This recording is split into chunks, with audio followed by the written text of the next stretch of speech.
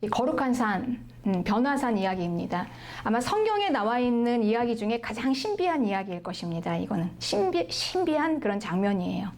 이 신비한 장면과 이 스토리 중에서 우리는 이 구원이라는 게 무엇인가, 그리고 하나님의 나라가 무엇인가를 아주 입체적으로 손에 잡게 그렇게 이제 우리는 이 말씀을 통해서 보게 됩니다. 오늘 본문 17장 2절에는 예수님께서 변화산에서 변형되셨다 그러셨어요. 변형. 갑자기 예수님의 모습이 변형되셨어요. 어떻게 변형되셨냐면 얼굴이 해같이 빛나고 그 옷이 빛과 같이 휘어졌다 이렇게 변화되신 거예요. 네, 예수님께서.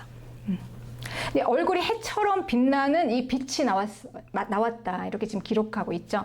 그런데 이 빛은 하나님의 빛, 신적인 빛입니다. 그러니까 창조되어지지 않은 빛, 원래부터 있었던 그 하나님의 빛이 예수님의 얼굴에 비춰졌어요.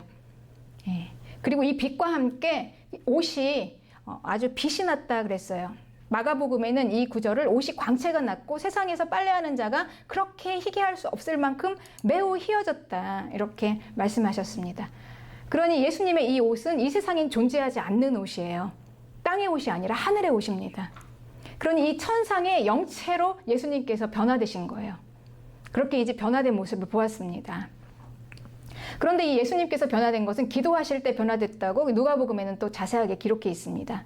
그러니 이 기도하시면서 이 예수님의 영이 온전히 그냥 하나님의 영으로 온전히 다 채워져서 꽉 채워졌을 때 이 영이 몸으로까지 들어와서 이제 이 몸이 영체가 된 것입니다. 아주 신비한 영적인 몸이 된 거죠. 그러니 이걸 통해서 우리가 알 수 있는 건 이 영의 변화가 먼저 일어나면서 우리의 몸이 변화가 된다라는 걸 알 수 있습니다. 우리가 충만하게 기도하고 또 은혜 많이 받을 때 우리 영혼이 기뻐하잖아요. 그리고 우리는 이 시간 이 자리에 우리의 영혼을 가지고 예배를 드립니다. 예배를 충만하게 드리고 나면은 이제 우리 얼굴에서 막 광채가 나고 빛이 나요. 네, 그게 우연이 아니에요. 우리의 영이 우리의 몸을 이렇게 변화시킵니다. 예수님께서 이렇게 영체로 변하셨어요. 고린도전서에는 우리가 흙에 속한 형상이 있고 그리고 하늘에 속한 형상이 있다 이렇게 말씀하세요.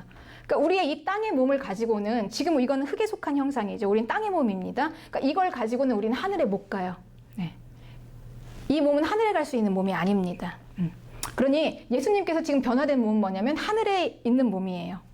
예수님께서 계속 이 땅에 오셔서 땅의 몸으로 사시다가 오늘 이 장면에서 하늘의 모습으로 변화가 된 것입니다. 하늘에는 이 땅의 형상으로는 존재하지 못해요. 신령한 몸으로만 갈 수 있습니다. 그러니 예수님께서 우리에게 보여주신 거예요. 신령한 몸이 있다라는 걸 보여주신 거죠. 그러니까 그 몸이 어디에서부터 나오냐면 기도하실 때 영혼으로부터 내려오는 신령한 몸입니다. 네. 그러니 우리는 이제 이걸 보면서 소망하는 거예요. 우리가 가게 될 영원한 하나님의 나라 그 천성 갈 때 우리는 지금 이 몸을 가지고 가는 게 아니에요. 여러분 우리 이 몸은 얼마나 괴롭습니까? 그렇죠? 하루하루가 골칫덩어리죠. 네. 그런데 이 몸을 가지고 가는 게 아니라는 게 얼마나 감사합니까? 네. 영체. 예수님께서 보여주신 변화산에서 보여주신 이 영체를 가지고 우리는 하나님의 나라로 올라가게 돼요. 네. 그런데 이제 예수님께서 이 변화산에서 아주 신령한 이 장면을 보여주셨죠. 그리고 또 하나 보여주신 게 있습니다. 그때 모세와 엘리야가 예수님과 함께 이야기하고 있는 모습을 또 보여주셨어요. 이것도 참 신비합니다. 모세와 엘리야는 이미 죽은 사람이에요. 과거에 있었던 선지자였죠. 그런데 이 모세와 엘리야가 지금 땅으로 내려와서 예수님과 이야기하고 있지 않습니까? 너무 신령한 이건 장면이죠. 분명히 죽었는데 특히 엘리야가 죽었을 때는 굉장히 좀 특별하게 죽었습니다. 엘리야는 그 옆에 엘리사가 있었는데 엘리사 그 제자죠. 있었는데 엘리사가 보고 있는 그 자리에서 이 불수레와 불병거, 불말들 이것들이 쫙 갈라지면서 여기에서 회오리 바람으로 하늘로 올라갔다 이렇게 기록되어 있어요. 이 엘리야가 죽은 것도 신비한데 이 신비하게 죽은 엘리야, 그러니까 엘리야는 죽은 게 아니라 그냥 하늘로 회오리 바람과 함께 그냥 올라갔어요. 네. 그런데 지금 이 자리에 내려와 있지 않습니까? 아, 이게 우리가 가게 되는 천국이 무엇인가? 하늘과 땅을 이어주는 하늘 문이 있구나. 그러니 죽은 사람이 왔다 갔다 하는 이런 개념이 아닙니다. 이거는 땅으로 내려와서 이제 예수님과 같이 셋이 만났는데 이제 그 장면이 바로 천상의 장면, 그러니까 천상의 한 조각의 장면이 땅으로 지금 내려와서 우리에게 보여주는 겁니다. 그러니 이 천상이 무엇인가 우리가 좀 알 수 있는 거죠. 천상. 그래서 이제 이 예수님께서 지금 이렇게 이제 그 모세와 엘리야와 말씀하실 때 예수님의 모습이 쫙 그렇게 영체로 하늘의 모습으로 변해 있었던 거예요. 그러니까 천상의 지금 만남이 땅에서 이루어진 거죠. 모세와 엘리야. 우리가 구약 성경을 얘기할 때는 율법과 선지자 이렇게 말합니다. 모세와 엘리야는 율법과 선지자의 대표예요. 모세를 통해서 율법, 그리고 엘리야는 선지자의 대표입니다. 그리고 복음이신 예수님께서 이 자리에 함께 계시는 것입니다. 그러니 이 구약과 신약의 하나님의 말씀이 온전히 하나가 되어서 지금 만나고 있는 거예요. 뭔가 중요한 일 때문에 만나요. 그들이 무슨 이야기를 하고 있나 보니 누가복음 9장 31절에는 영광 중에 나타나사 장차 예수께서 예루살렘에서 별세하실 것을 말하고 있었다.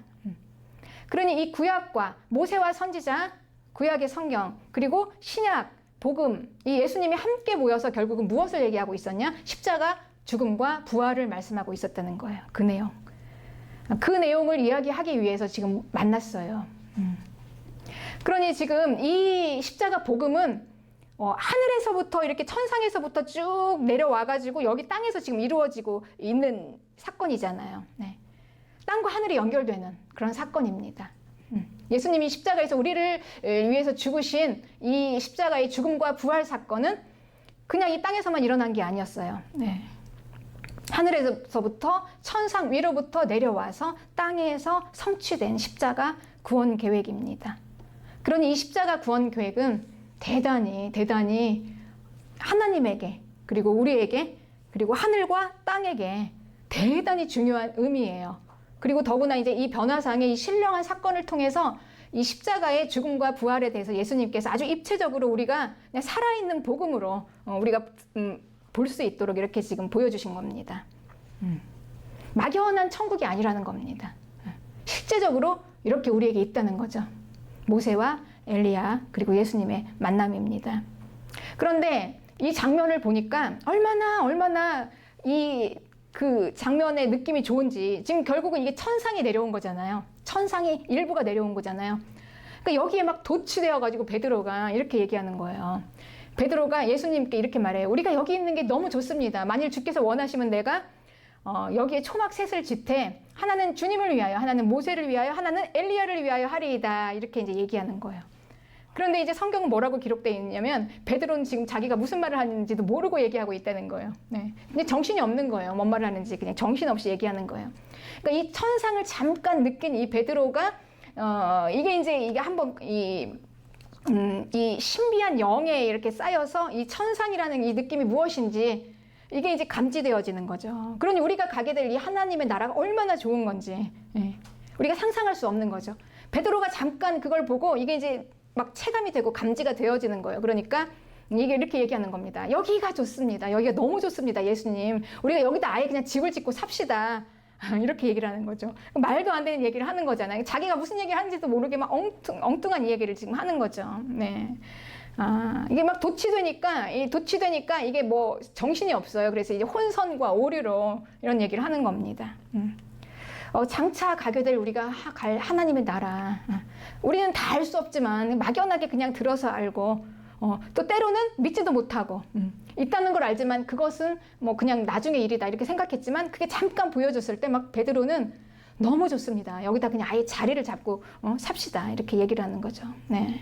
근데 이 베드로가 이 말을 할 때 이제 구름에서 또 구름 사이로 이제 음성이 들리기 시작해요. 네. 그러니까 이 변화상의 또 신령한 사건 중에 이제 세 번째 사건입니다. 하나님이 말씀하시는 이 음성이 직접 들리는데 하나님께서 이렇게 말씀하세요. 이 구름 속에서 소리가 나는데 이는 내 사랑하는 아들이요 내 기뻐하는 자니 너희는 그의 말을 들으라 이렇게 말씀하세요. 또 그 장면에서 너희는 그의 말을 들으라 이렇게 이제 말씀하시는데 여호와 하나님께서 이렇게 말씀하신 거예요. 너희 가운데 형제 중에서 너를 위하여 나와 같은 선지자 하나를 일으키리니 너희는 그의 말을 들으라라고 미리 말씀을 하셨습니다. 여호와께서 모세의 시대에. 그래서 사람들은 그 선지자가 누군가, 그 선지자. 그런데 그의 말을 들어야 되는데 그의 말을 듣지 않으면 멸망한다 이렇게 얘기한 그 선지자가 누구인지 계속 기다렸습니다. 하나님께서 말씀하시는 거죠. 구름에서 나는 소리가 그의 말을 들으라 말씀하세요. 그러니 그 선지자가 누구인가? 바로 예수 그리스도.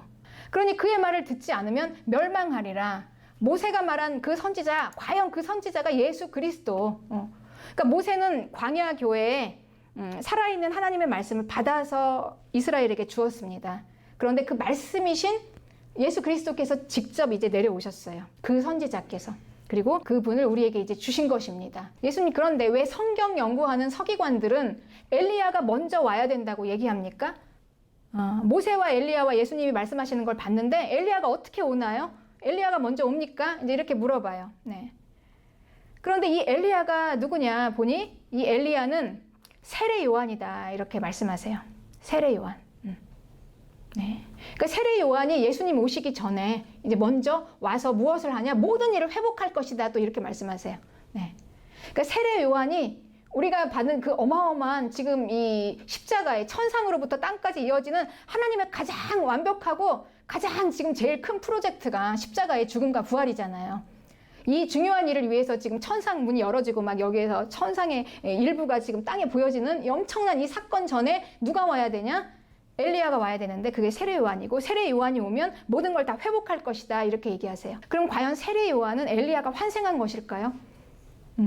그렇지 않습니다. 사람이 환생할 수는 없어요. 그럼 이 엘리야가 누구인가? 엘리야의 심령과 능력으로 온다고 말씀하세요. 네. 그러니 엘리야가 환생한 게 아니라 세례 요한은 엘리야와 같은 심령과 마음을 받아서 무엇을 하냐? 모든 것을 다 회복한대요. 회복. 그러니 이 세례 요한이 먼저 와서 다 회복을 해놓고 이제 예수님이 오시는 거죠. 그 엘리야의 능력과 그리고 엘리야의 심령. 엘리야는요, 그 구약의 선지자들 중에 가장 큰 능력을 가진 선지자였어요.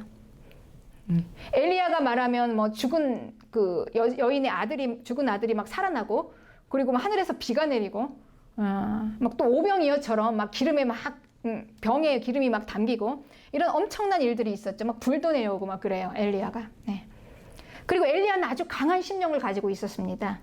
아합 왕 때 이세벨을 대적해서 이제 그 바알 신을 섬기는 제사장들과 싸워요.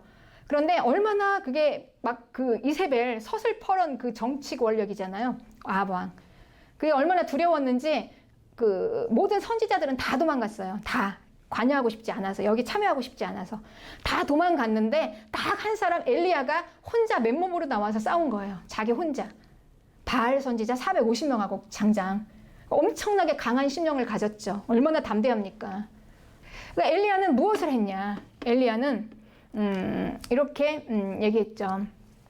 열왕기상 18장 37절을 보면 여호와여 내게 응답하옵소서, 내게 응답하옵소서. 이 백성에게 주 여호와는 하나님이신 것과 주는 그들의 마음을 되돌이키심을 알게 하옵소서. 이렇게 엘리야가 바알 선지자와 싸우는 그 현장에서 이렇게 기도했어요. 네. 이 백성이 정말 하나님이신 것을 알아보게 하소서. 여호와 그분이 정말 참 하나님이신 것을 알아보게 하시고 그리고 그들의 마음을 되돌아켜서 하나님이심을 알아보게 하소서. 그러니 우리가 하나님인 걸 알아보는 거는 먼저 우리의 마음이 되돌려져야 되겠죠. 우리의 마음이 돌려와야 돼요. 그러니 이 엘리야는 이 마음이 돌아서 이제 하나님이신 것을 알게 하도록 이걸 지금 나타내길 원해서 지금 그 사역인 거죠. 이 사역을 했다는 거예요. 엘리야가. 엘리야의 사역입니다. 그러니 이스라엘 백성의 마음을 돌이켜서 하나님을 알아보게 하는 것. 그분이 정말 하나님임을 알게 하는 것. 네. 여러분, 우리가 이 사역 이외에 더 큰 게 있겠습니까? 하나님을 모르는 그 하나님의 자녀들에게 그 마음을 돌이켜서 하나님인 걸 알게 하는 것. 나의 주, 나의 그리스도, 예수 그리스도. 네. 이걸 이제 하게 된 거죠. 그래서 이제 그때 여호와께서는 그 기도를 들으시고 이제 불을 내려주시는 거예요. 네. 그러니 우리의 이 기도는 응답이 됩니다. 우리 교회를 위해서, 우리가 그 영혼을 위해서, 그 영혼이 하나님을 알 수 있도록 인도해 주세요. 그리고 이제 하나님께서 놀라운 역사를 일으키세요. 거기서 막 불이 내려오는 겁니다. 불이 내려와요, 하늘에서. 네. 갑자기 막 불이 내려와가지고 물이 있는데, 이 도랑에 물이 있는데 불이 쫙 핥고 마치 휘발유를 뿌려놓은 것처럼 그 물에 불이 확 타서 사람들이 다 봤습니다. 네. 그 일을 하게 된 거예요. 그리고 이제 그들은 고백합니다. 39절에 모든 백성이 보고 엎드려 말하되 여호와 그는 하나님이시로다. 여호와 그는 하나님이시로다. 이렇게 돌아왔어요. 이게 엘리야의 사역이에요. 이걸 세례 요한이 한다는 거예요. 즉 마음을 돌이키게 하는 거. 우리가 예수님을 믿는다는 거는 우리의 마음이 돌아오는 거예요, 여러분. 우리가 예수님을 어떻게 믿었습니까? 내 마음이 돌아왔잖아요. 우리가 세상에 있던 마음이 세상에서 그렇게 좋게 보이고 세상에서 우리가 붙잡혀 있었던 거, 세상 성공이 전부인 줄 알았어요. 세상에서 잘 먹고 잘 사는 거 이외에는 없는 걸로 알았어요, 인생에서. 그런데 예수님을 믿게 됐다는 거, 우리의 그 마음이 돌아와서 또 다른 것이 있다는 걸 보게 된 거예요. 예수 그리스도. 그분 안에 천상의 나라, 영원한 구원, 영원한 생명, 이거를 보게 됐다는 거예요. 예. 그래서 이 요한계시록의 두 증인에서는 그 두 증인이 나와요. 이 두 증인은 마지막 세대 이 교회의 사역자들이에요. 마지막 세대 교회의 사역자들이 어떤 사역을 할 것인가, 모세와 엘리야의 사역을 합니다. 이렇게 이제 써 있죠. 거기에 하는 게 꼭 모세가 하는 사역, 엘리야의 사역을 지금 마지막 교회가 하는 거예요. 네. 그들은 무엇을 하는가? 이 교회의 사역은 엘리야처럼, 모세처럼 큰 능력을 가지고 있어야 되고, 그리고 강한 심령이 있어야 합니다. 아마 이 마지막 교회가 사역할 때는 아마 모든 사람들은 다 그 세상의 권세와 힘과 그 서슬퍼런 그 정권과 그거에 무서워서 다 도망갈지 몰라요. 그러나 두 증인과 같은 사람, 단 한 사람 나와서 용감하게 강한 심령으로 하나님의 진리를 외치는 자들이 이제 마지막 교회라는 것입니다. 예, 두 증인의 사역이 이제 나옵니다. 마지막 때의 교회, 세상과 맞서 혼자 싸울 수 있는 그 교회입니다. 네. 그리고 이제 이 세례 요한이 이제 급기야는 엘리야의 심령을 가지고 사역을 하기 시작하는데, 이 세례 요한에 대해서는 말라기 4장 5절에 보라, 여호와의 크고 두려운 날이 이르기 전에 내가 선지자 엘리야를 너희에게 보내리니 그랬어요. 이 엘리야가 바로 세례 요한 보내겠다. 크고 두려운 날은 심판의 날. 그러니까 예수님이 오시는 것은 바로 우리의 구원이기도 하지만 심판이 임하는 겁니다. 심판이 임할 때 이제 세례 요한을 내가 너희에게 보낼 텐데, 이 세례 요한이 무엇을 하냐? 8절에 그가 아버지의 마음을 자녀에게 돌이키게 하고 자녀들의 마음을 그들의 아버지에게로 돌아오게 하는 사역을 하겠다는 거죠. 세례 요한이. 네, 그렇습니다. 엘리야가 했던 사역처럼 그 마음을 돌이켜서 하나님을 찾게 하는, 하나님께 돌아오게 하는. 그래서 그들이 고백했잖아요. 과연 여호와 그분은 하나님이십니다. 다들 고백했죠. 그러니까 세례 요한은 우리의 마음을 돌이켜서 결국은 아버지를 찾게 해요. 그리고 아버지의 마음을 돌이켜서 우리에게 오게 해요. 즉 하나님과 우리와의 이 연합을 이루어준다는 겁니다. 세례 요한이. 하나님과 우리와의 하나 되는 연합을 세례 요한이 하는 거예요. 네. 아버지와 아들은 아들이 아버지에게서 무엇을 받습니까? 생명을 받죠. 아버지는 아들에게 생명을 주는 존재예요. 그러니까 아버지와 아들은 생명으로 이어졌어요. 그런데 이 생명의 연합이에요. 생명의 연합인데, 엘리야는 하나님과 우리 인간과 하나님과 이 서로 마음이 딱 맞닿아서 돌아오게 해서 하나로 연합이 되어서 이 연합 안에서 생명의 연합을 이루게 하는 사역을 지금 세례 요한이 하는 거예요. 네, 세례 요한. 그렇죠. 그러니 이 연합, 하나님과 우리가 연합되는 게 무엇일까요? 그런데 보세요. 세례 요한이 처음에 사역을 시작할 때 뭘 얘기했냐면 회개하라 이렇게 얘기했어요. 회개하라. 네. 세례 요한은 처음 사역 시작할 때 너희들 죄를 짓지 마 이렇게 얘기하는 게 아니었어요. 너희들이 지은 죄를 회개하라 이렇게 선포하고 시작했어요. 세례 요한이. 그런데 이 세례 요한은 지금 하나님과 우리와 연합을 하는 이야기 하잖아요. 연합을 이루기 위해서 회개하라. 즉 회개하라. 무엇을 회개해야 하는 것입니까? 우리가 죄죠. 네, 그렇습니다. 그러니 이 하나님과 우리 인간 간의 연합에 있어서 가장 중요한 매개체는 뭐냐? 죄다라는 거예요. 죄. 우리가 죄가 없으면은요, 하나님과 관계가 없어요. 우리는, 여러분. 그거 아십니까? 우리가 죄가 얼마나 우리가 하나님 앞에 가게 하는 건지. 우리가 죄인이기 때문에 예수님께 가는 거예요. 왜냐하면 예수님과 우리와의 관계는 이 죄로 이루어진 연합이에요. 왜냐하면 예수님께서는 우리를 용서하실 때 죄를 용서하셨기 때문에. 우리 다른 걸 용서하신 게 아니에요, 여러분. 무엇을 용서하셨겠습니까? 죄를 용서하셨죠. 우리의 죄를 대신해서 죽으신 거 아닙니까? 예수님께서. 그러니 난 죄가 없다라고 생각하는 사람들은 이 연합을 이룰 수가 없는 거예요. 죄가 없으니까. 의로운 자들, 바리새인들. 나는 대단히 의로워. 나는 얼마나 정의로운 사람인데. 근데 너희들은 왜 이렇게 죄가 많아? 이렇게 하면 이제 안 되는 거죠. 그렇지만 주님, 나는 죄인입니다. 세리 죄인 창녀들이 그들이 이제 예수님과 연합을 이룬 거죠. 이유는 죄 때문에. 그렇습니다. 그러니 결론은 뭡니까, 여러분? 우리 이 변화산에서 우리 엄청난 예수님께서 엄청나게 지금 중요한 일을 말씀하셨잖아요. 모세와 엘리와 뭐 구약과 신약이 통틀어가지고 전부 다 뭐 구약과 신약, 천상, 하늘, 땅 온전히 다 통틀어가지고 그때 얘기한 게 예수님의 십자가와 부활, 이걸 지금 얘기했어요. 네. 그런데 그게 가장 중요한 핵심이 뭐냐? 우리 마음이 돌아와서 하나님을 알아가서 연합하는 게 그 십자가와 부활의 핵심이라는 거예요. 하나님의 가장 중요한 프로젝트가 우리가 하나님과 연합하는 거예요. 연합하는 거. 그래서 이 연합에 대해서 우리가 함께 알아봐야 할 텐데요. 연합은 과연 내가 하나님과 연합될 때, 나는 죄 때문에 연합이 되는 겁니다. 죄.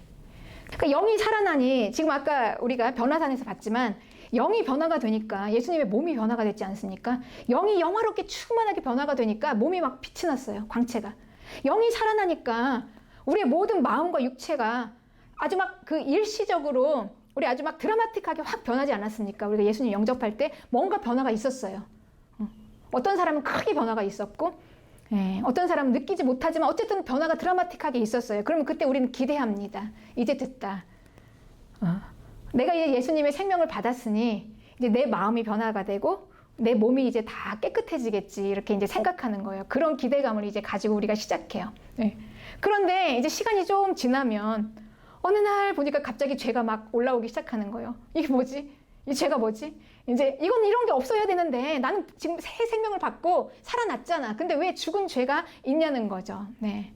그래서 우리가 이제 여기서 고민하면서 이제 하나님께 의문을 던지는 거예요. 하나님, 왜 우리에게 생명을 주셨으면 왜 죄는 계속 달아둡니까? 뛰어가시지.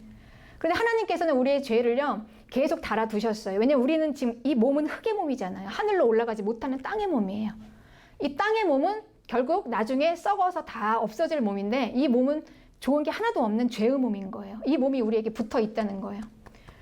그러니 이 말은 다시 말하면 무슨 얘기냐면, 예수님께서 우리에게 생명으로 살게 하시고 구원을 받았으면 바로 하나님 나라로 데려가는 게 아니라 우리를 이 땅에 두신다는 거죠.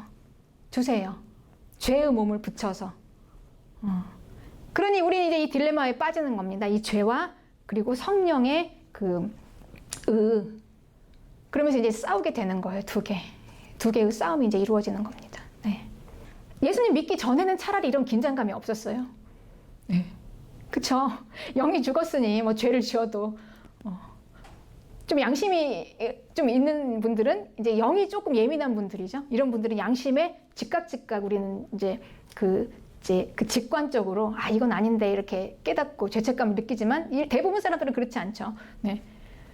대부분 사람들은 그냥 쭉쭉 용감하게 막 죄를 지으면서도 죄인지도 모르니까 마음이 편했어요. 죄를 지어도. 그러다가 이제 사망으로 가는 거죠. 그런데 이제 우리가 생명을 받고 보니까 너무너무 이게 이제 막 죄책감이 막 오는 거예요. 생명받은 우리의 영과, 생명받아서 우리의 깨끗하게 된 우리의 영과 지금 죄가 붙어있는 이 몸이 지금 같이 붙어 있잖아요. 여러분, 우리가 그렇게 같이 붙어 있어서 살고 있다는 걸 잊지 마시기 바랍니다. 우린 그렇게 살고 있어요. 그러니까 우리는 이 죄의 부분을 잘 이해하지 않으면 많이 힘들어요. 잘못 우리가 이해하게 되면 믿음 생활이 너무 힘듭니다. 이 죄와 그리고 우리의 문제는 끝까지 하나님 앞에 가는 그 날까지 계속 나와 함께 동행할 거죠. 이걸 이제 우리가 인정하시고 이제 우리는 이걸 싸우는 거예요. 승리하면서 믿음으로 싸우고 이기고, 믿음으로 싸우고 이기고. 네, 그렇습니다. 그래서 이제 급기야는 이제 우리가 이렇게 고백을 하는 거죠. 그래서 8절에 우리가 사방으로 우겨쌈을 당해도 쌓이지 아니하고, 답답한 일을 당해도 낙심하지 않고, 박해를 받아도 버림받지 않고, 거꾸러뜨림을 당해도 망하지 않고, 초월해서 온 세상이 나를 버려도 두려워하지 않고 십자가 그늘 밑으로 피하는 것입니다. 이게 성도의 권세입니다. 이제 우리는 파워풀한 이런 성도의 권세, 이 교회를 우리는 함께 일어날 것입니다. 날마다 우리의 죄를 십자가에서 죽이고 부활 생명으로 살아나는 힘 있는 교회가 됩시다. 할렐루야.